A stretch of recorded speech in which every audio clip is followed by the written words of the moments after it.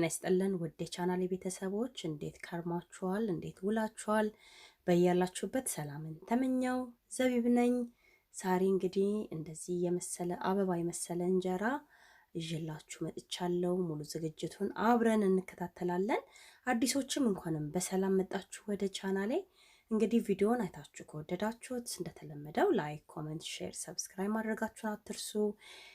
ኖቲፊኬሽን ቤሏንም ኦል በማድረግ ሁሌም የምሰራቸው ቪዲዮዎች እንዲደርሳችሁ ማድረግ ትችላላችሁ። እንግዲህ የዛሬ ቪዲዮአችን ከሶስት አይነት እህል የተሰራ የእንጀራ አይነት ነው የሚሆነው። እንግዲህ ወደ ሙሉ ዝግጅት እንገባለን። መልካም ቆይታ።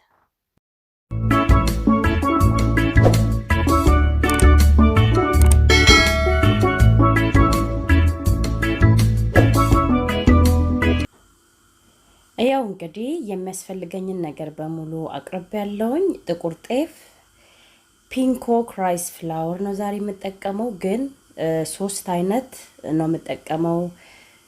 እሱም ፎቶ አስገባላችኋለሁ ማለት ነው። ከዛ ትልቅ ማጋ አለኝ፣ በጣም ትልቅ ነው፣ 2 ኩባያ የሚይዝ ነው ማለት ነው። በሱ 1 ኩባያ ከግማሽ ጥቁር ጤፌን አደርጋለሁ። እናንተ ነጭ ካላችሁ አብሶሉትሊ መጠቀም ትችላላችሁ ነጩንም።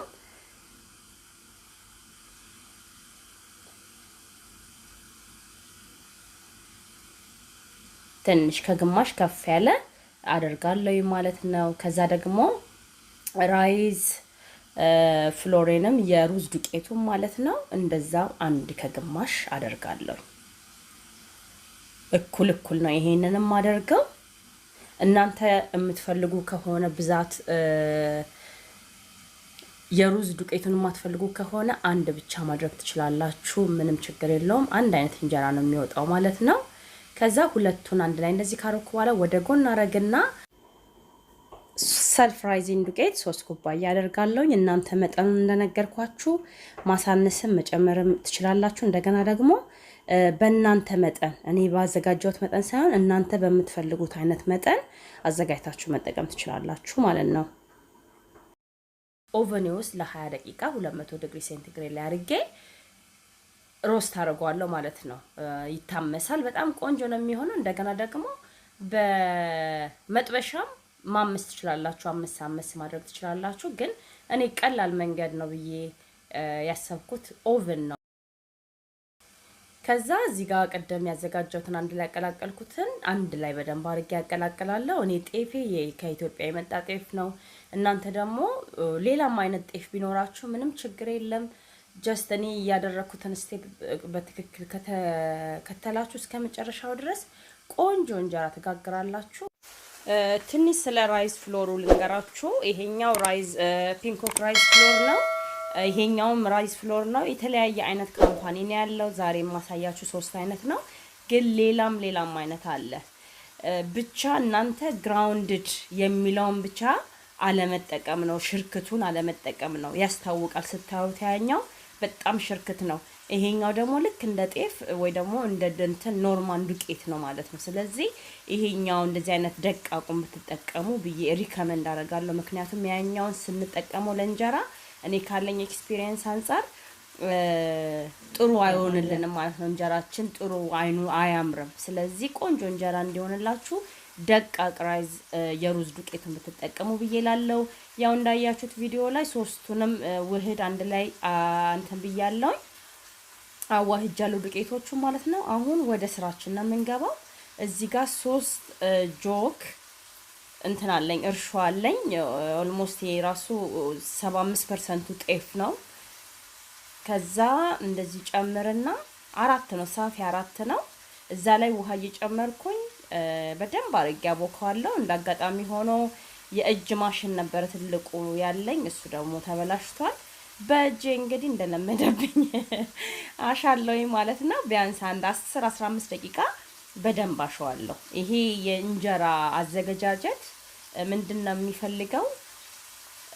ቡኮ ነው በቃ የሚፈልገው። በደንብ ከቦካ በጣም ቆንጆ እንጀራ እንጋግራለን። የማይቦካልን ከሆነ ደግሞ እንጀራው አይኑ አያምርልንም። ስለዚህ በተቻለ መጠን በደንብ ለማብካት ጡንቻ መጠቀም ነው።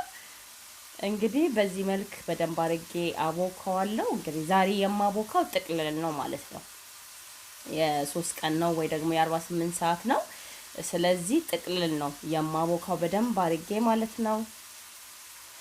እንዳያችሁት ዱቄቱን አልነፋውትም ከኦቨን ከወጣ በኋላ፣ ምክንያቱም 3 ቀን ስለሚቆይ ራሱ ይፈርሳል ማለት ነው። ይሄ እንጀራ ኦልሞስት በሳምንት 3-4 ይጋገራል እኛ ቤት ማለት ነው፣ ለሌላም ነገር ስለሚፈለግ እና ያው ትንሽ ካለኝ ኤክስፒሪየንስ ላካፍላችሁ ብዬ ነው። ምንም እንደዚህ ጓጓላ ስታገኙ ወይ ስታዩ እንትን እንዳትሉ፣ ችግር የለውም ይፈርሳል በራሱ ሰዓት ማለት ነው። ያው እንግዲህ እንዳያችሁት በደንብ አርጌ አብክቻለሁ ማለት ነው። ቢያንስ ወደ 12 ደቂቃ አሽቸዋለሁኝ። ከዛ በኋላ ውሃውን ያው ይሄ የደፈረሰ ውሃ የእርሾ ላይ ውሃ ጨምሬ እየተጠቀምኩ ስለነበረ ነው። በደንብ አርጌ ውሃ አደርግበታለሁ ማለት ነው። ውሃ በጣም አስፈላጊ ነው። ካቦካም በኋላ ውስጡ ያለውን 3 ቀንም ቆየ 48 ሰዓትም ቆየ ውስጡ ያለውን አሲድ ይዞልን እንዲወጣ በደንብ ውሃ መክተት አለብን፣ መጨመር አለብን ማለት ነው። እንደዚህ እዩት እንግዲህ ግማሽ ለግማሽ ውሃን የጨመርኩት እኔ።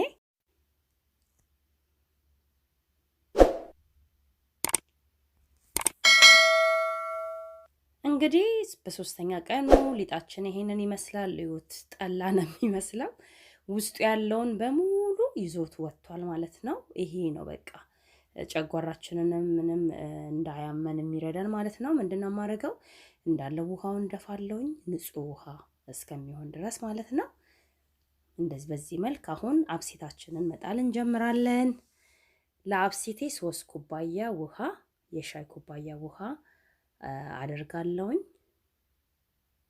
ከዛ ሊጤን ማቅጠን እጀምራለሁ ማለት ነው።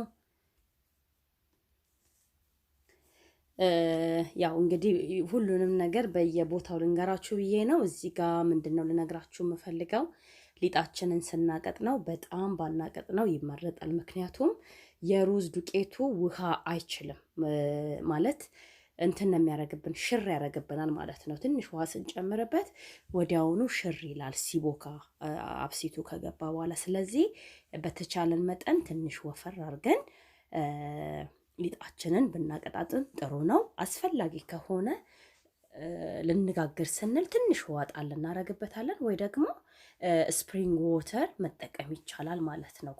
ወፍሮ ካገኘ ነው እንደዛ እናድርግ። ከዛ 1 ኩባያ ሊጡን አደርጋለሁኝ፣ አብሲቴን እጥላለሁ ማለት ነው። እንግዲህ ያው የኢትዮጵያ ስታይል ነው የምሰራው እኔ።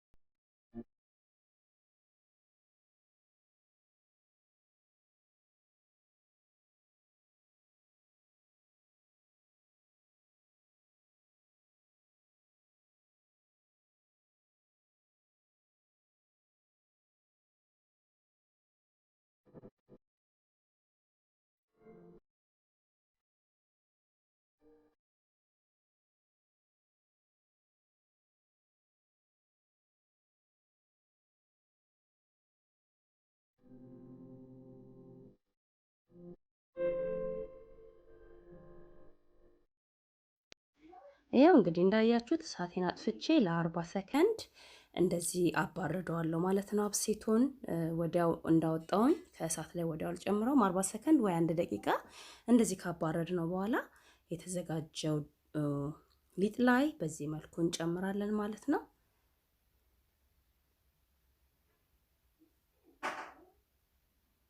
ከዛ በደንብ እናዋህደዋለን። ያው እኔ መጠኑን ስላወቅኩኝ ሙሉውን የጨመርኩት፣ እናንተ ደግሞ እርግጠኛ ማትሆኑ ከሆነ ግማሹን ጨምራችሁ በእጃችሁ ትንሽ ለሰስ ካለ በቂው ነው ማለት ነው። በጣም ሞቅ ካለ በስቶበታል።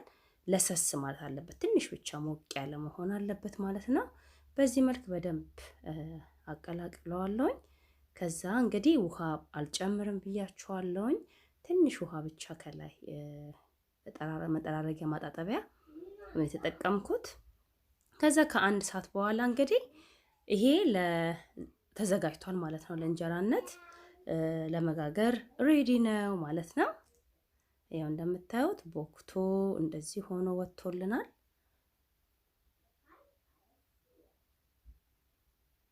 እንግዲህ ምንድነው እዚህ ጋር ይቅርታ ጠይቃለሁኝ። ላይቱ ጥሩ አይደለም፣ ምክንያቱም እኛ ጋር በጣም ዳመና ነው። ብርሃን ያለው ደግሞ ወደ ኩከሩ አጠገብ ነው። እኔ ደግሞ ወንበር ላይ አድርጌ ነው የምጋግረው፣ ጠረጴዛ ላይ አድርጌ ነው የምጋግረው እና ምናልባት ጥርት ያለ ላይሆን ይችላል። ለዛ ይቅርታ ጠይቃለሁኝ። በተቻለ መጠን ወደዚህ ወደዛ እያረኩኝ እያሽከረከርኩኝ ሞክራለሁ ማለት ነው። ያው እንግዲህ ምጣዴ ሰምታለች አሁን። እናንተ በዋሴ ምጣድ መጠቀም ትችላላችሁ። ዋናው ትልቁ ነገር ምጣዳችን እኩል በኩል መስማት አለባት ማለት ነው። እንግዲህ ምጣዴ ተፈነቃቅላለች።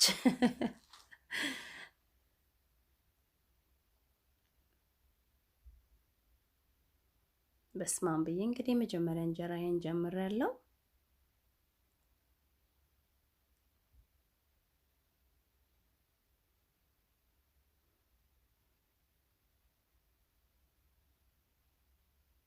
እንግዲህ እንዳልኳችሁ አንዴ ዳመና ይሆናል፣ አንድ ጊዜ ፀሐይ ይሆናል። ትንሽ ላይቲንጉ ጥሩ አይደለም። በድጋሚ ይቅርታ ጠይቃለሁ። እንግዲህ የመጀመሪያ እንጀራችን ይሄንን ይመስላል። እንግዲህ ቆንጆ ነው።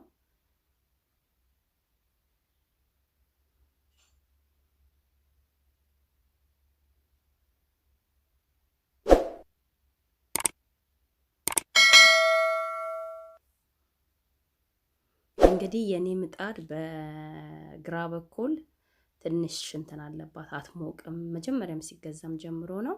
ኢቭን ለመቀየር ሞክሬ ነበረ። በቃ በኮሮናው ምክንያት ሱቆች ስለተዘጋጉ ማግኘት አልቻልኩም። በዚህ አጋጣሚ የምታውቁ ሰዎች ካላችሁ ፕሊስ ኮመንት ላይ ብትጽፉልኝ ደስ ይለኛል። የኢትዮጵያን ምጣድ አግኝቻለሁ፣ ግን ራሱን ድጋሚ እንትን ማለት አልፈለኩም። ምክንያቱም በጣም ፕሮሰሱ ብዙ ነው እንደምታዩት፣ ማሰስ አለ ምናምን እና ሌላው ቢትገኝ በጣም አሪፍ ነው ብዬ እላለሁ። እንግዲህ ያው ሁለተኛ እንጀራችንንም በዚህ መልኩ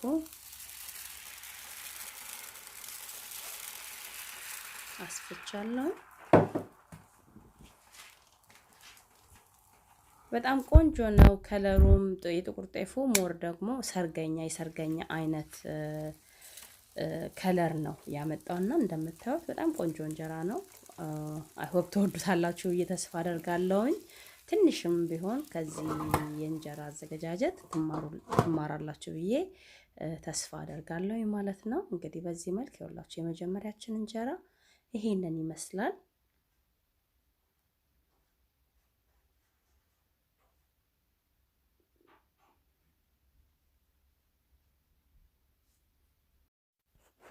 ያው እንግዲህ ተመልካቾቼ እንዳያችሁት ቆንጆ ቆንጆ እንጀራ እየወጣልኝ ነው። ግን ምንድነው ጥርት አላለም። ብርሃን ጠረጴዛ ላይ ነበር የምጋገረውና በቃ ብርሃን ምንም ላገኝ አልቻልኩም። እንደነገርኳችሁ ደምኗል በጣም እና እየተቸገርኩ ነው ለመቅረጽ ራሱ። አንድ ጊዜ ወደዛ ወስዷለሁ፣ አንድ ጊዜ ወደዛ ወስዷለሁ። ምንም በቃ ሴትል አድርጌ መቅረጽ አልቻልኩም። ኤኒሃው ይሄን ይመስላል እንግዲህ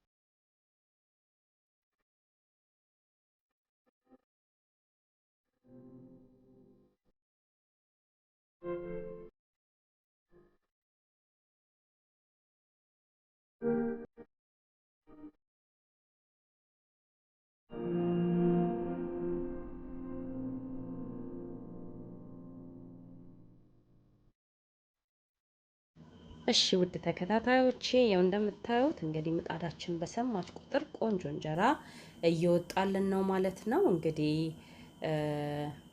ስለ ካሜራው ጥራት በድጋሚ ይቅርታ ጠይቃለሁኝ። በሚቀጥለው እንግዲህ አስተካክዬ ለመምጣት እሞክራለሁኝ። ያው እንግዲህ ቆንጆ እንጀራ ነው።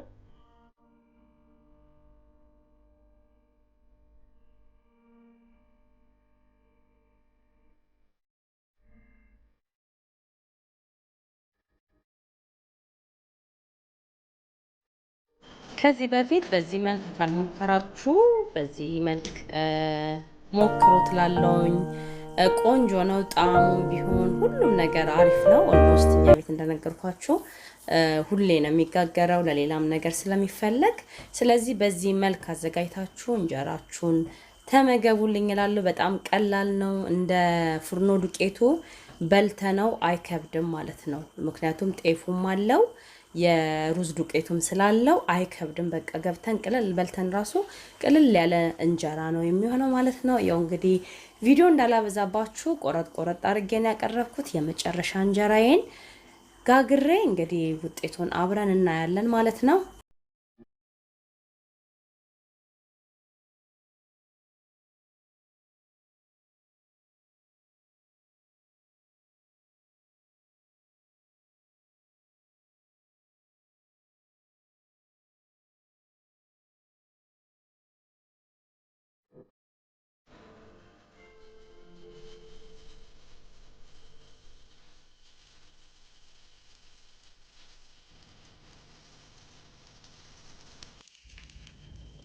የመጨረሻ እንጀራችን ተጋግሮ እንግዲህ አብቅቷል። ይሄንን ይመስላል የመጨረሻ ውጤቱ። በጣም ነው የሚያምረው። እንዲያውም ካሜራው ላይ በደንብ አልወጣልኝም እና በዚህ መልክ ቆንጆ እንጀራ ጋግሬ ያለውኝ ልስልስ ያለ። እንደገና ሌላ ነገር ልነግራችሁ እንፈልገው ውጪ እኔ 3 ቀን 4 ቀን ፍሪጅ ውስጥ ሳላስገባ አስቀምጠዋለሁኝ። አይሻግትም ማለት ነው። ስለዚህ በዚህ መልክ ካልሞከራችሁት እንዳልኳችሁ ሞክሩት። ከወደዳችሁትም እንግዲህ አሳውቁኝ፣ ኮመንት ላይ ብታሳውቁኝ ደስ ይለኛል። የዛሬ ቪዲዮ ይሄንን ይመስል ነበረ። እስከዚህ ሰዓት ድረስ ስለተከታተላችሁኝ ከልብ አመሰግናለሁ። ለአዲሶችም እንግዲህ ሰብስክራይብ አድርጋችሁ አዲስ ቪዲዮ ሁሉ የምለቀው እንዲደርሳችሁ እንድታደርጉ ላለውኝ። ከተመቻችሁ ሼር አድርጉልኝ እላለሁ። መልካም ቀን፣ መልካም ጊዜ። ባባይ